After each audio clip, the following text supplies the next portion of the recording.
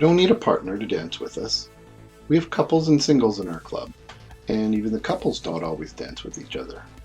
You can have a different partner for each dance if you want, or stick with your honey if that's what you prefer. Because we're in groups of 8, you'll be dancing with everyone during a tip anyway.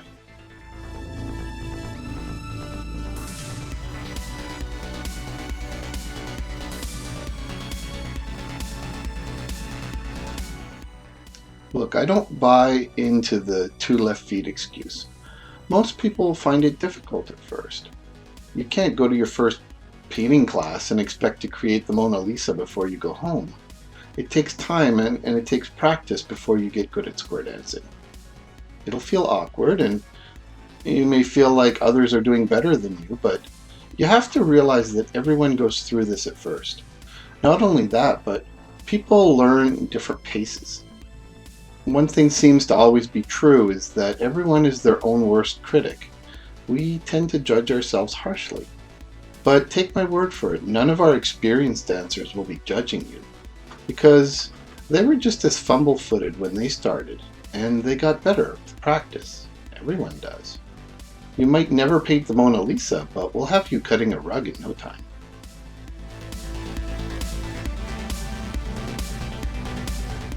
The reasons that people like square dancing tend to vary a lot. Some people love the interactions and friendships, the social aspect of it. Some people just love the movement and love to express themselves through motion. Some people love how it's a solid cardio workout without feeling like work. Myself, I like the geometry of it. When you get to the higher levels, you really have to think through some of the more complicated calls. But I admit, I still enjoy the stomping and the twirling.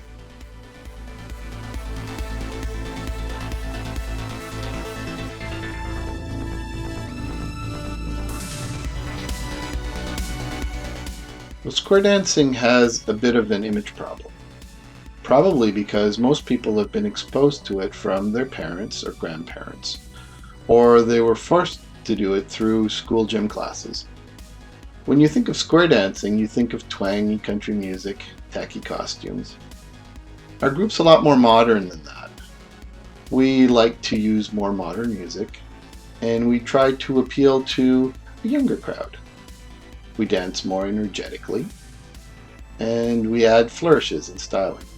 We keep getting told that we seem to be having more fun than everyone else.